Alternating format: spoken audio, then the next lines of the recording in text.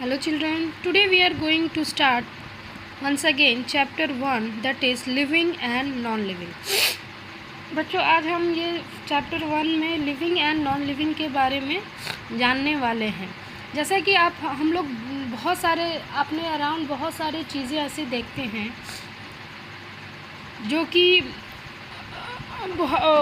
जो एक दूसरे से बहुत ही अलग होती हैं। We see many kinds of things around us. We see things that home, in neighborhood, on the road, park, school, in the market. Some of these are chair, table, books. यानी कि ऐसी बहुत सारी वस्तुएं जो हम आसपास देखते हैं. They are not all the same. All these things are not the same kind. This can be divided into two main classes. यानी कि जितनी भी चीज़ें हमारे आसपास पाई जाती हैं वो एक दूसरे से बिल्कुल अलग होती हैं। किसी के अंदर कोई क्वालिटी होती है तो कोई कुछ ऐसी वस्तुएं हैं जो चल सकती हैं, फिर सकती हैं, कुछ ऐसी वस्तुएं हैं जो चल नहीं सकती हैं। तो on the basis of their categories they are divided into on the basis of these qualities they are divided into two types. Things can be man-made and things can be natural. आप यहाँ देख सकते हो, यानी manmade वस्तुएं और natural वस्तुएं, प्रकृति के द्वारा बनाई गई वस्तुएं और मनुष्य के द्वारा बनाई गई वस्तुएं। Let us talk about manmade things. What are manmade things? Children, you have already learn about this in the previous class. Manmade things, things made by man, यानी मनुष्य द्वारा निर्मित वस्तुएं क्या कहलाती है? मैनमेड थिंग्स कहलाती हैं। These are chair, table, mobile, television. You can see in this picture also. These are all man-made things. Let us talk about next, that is natural things. What are natural things? Things which occur in nature or made by nature. यानी ऐसी वस्तुएं जो प्रकृति के द्वारा बनाई गई हैं या प्रकृति में पाई जाती हैं उन्हें हम natural things कहते हैं। Example for plants, trees, sun, moon, star, mountain. You can see in this picture. These things are kind of natural things. The natural things can also be divided into two main classes. यानी man-made things जो होती हैं वो only non-living होती हैं, लेकिन जो natural things होते हैं वो living and non-living both दोनों ही होते हैं। Living and non-living things.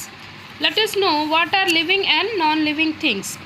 Things which have life in them are called living things. These can grow, breathe, walk and talk. यानी जो living things होते हैं उनके अंदर जीवन होता है और ये मूव कर सकते हैं, ये सांस ले सकते हैं, ये चल सकते हैं, ये बात कर सकते हैं। बट जो नॉन लिविंग थिंग्स है, the things which do not have life, इनके अंदर जीवन नहीं होता है। जैसे कि एग्जाम्पल फॉर ये ना तो सांस लेते हैं, ना बात करते हैं, ना चल सकते हैं। Example for you can see sun, moon, star, clouds, air, water, stone, rock. यानी these are a kind of natural thing but these are non living things. तो बच्चों आप याद रखो कि नेचुरल थिंग्स जो है वो लिविंग भी होते हैं और नॉन लिविंग भी होते हैं। But in manmade things they are only non-living things because they are man-made. They do not grow, they do not breathe, they do not eat food. Okay children, then next we talk about features of living things. बच्चों आप जानते हो कि पृथ्वी पर बहुत सारे ऐसे creatures पाए जाते हैं, यानी लिविंग ऑर्गेनिज्म पाए जाते हैं जिनकी संख्या बहुत अधिक है। तो जितने भी पृथ्वी पर लिविंग ऑर्गेनिज्म पाए जाते हैं उनके अंदर कॉमन 7 कैरेक्टरिस्टिक्स होते हैं।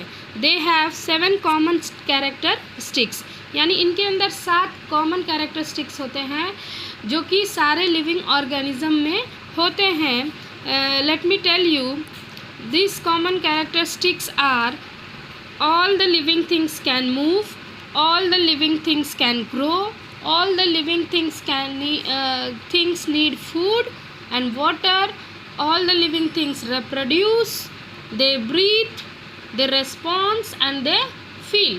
यानी कि जितने भी पृथ्वी पर लिविंग ऑर्गेनिज्म होते हैं उनके अंदर ये सारी कॉमन चीज़ें होती हैं।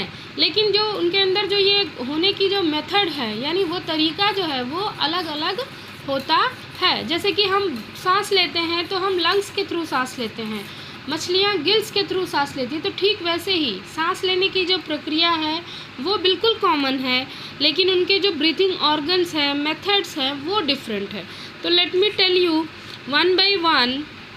तो let us talk about features of living things. There are many features which make living things different from non-living things. यानी living things के अंदर ऐसी characteristics हैं जो उन्हें non-living से बिल्कुल अलग रखता है। All living things can move.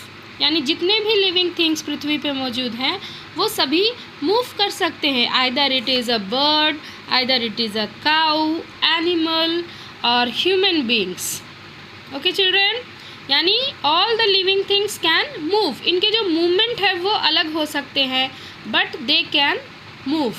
Then on the other hand non living things cannot move. This example shows that most living things move from one place to another on their own. यानी आपने अभी नीचे example में देखा बेटा कि जानवर, पक्षी, मनुष्य वो एक से दूसरे जगह मूव कर सकते हैं।